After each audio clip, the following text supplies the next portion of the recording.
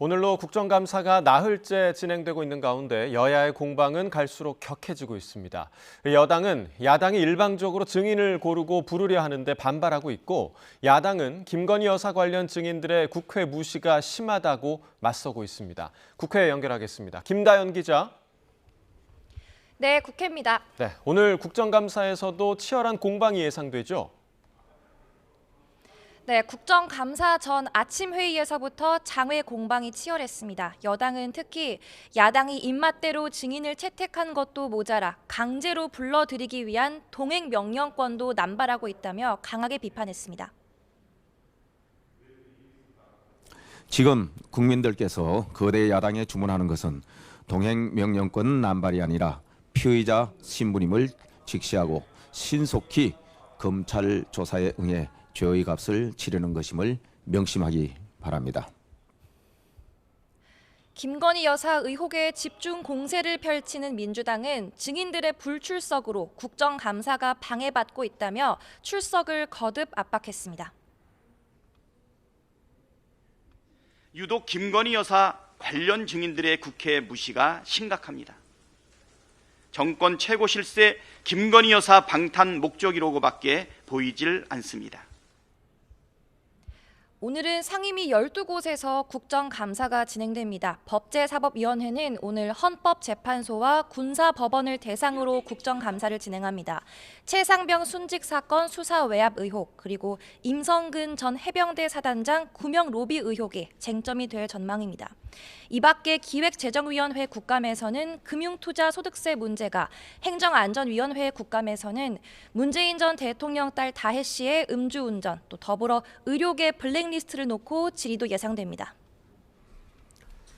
네, 당 상황도 알아보겠습니다. 여당 내에서는 김건희 여사를 겨냥한 한동훈 대표의 발언을 두고 이 당내 불만의 목소리가 흘러나오고 있다고요?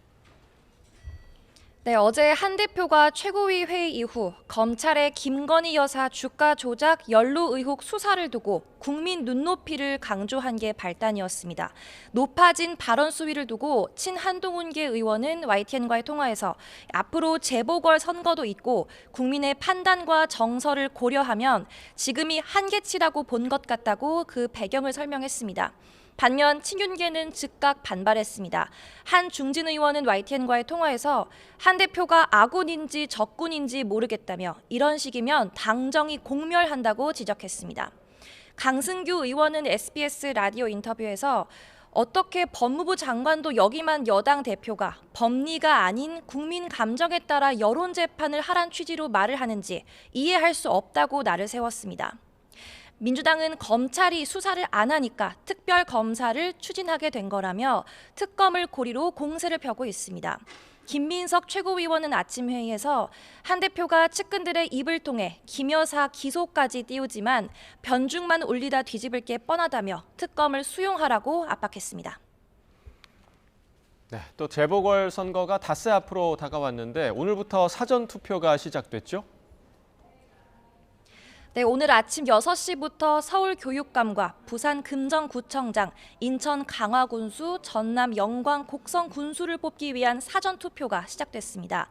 지자체장 사전투표율만 보면 오전 10시 반 기준 서울은 0.61%, 부산은 2.06%, 인천은 3.72%, 전남은 7.36%로 집계됐습니다.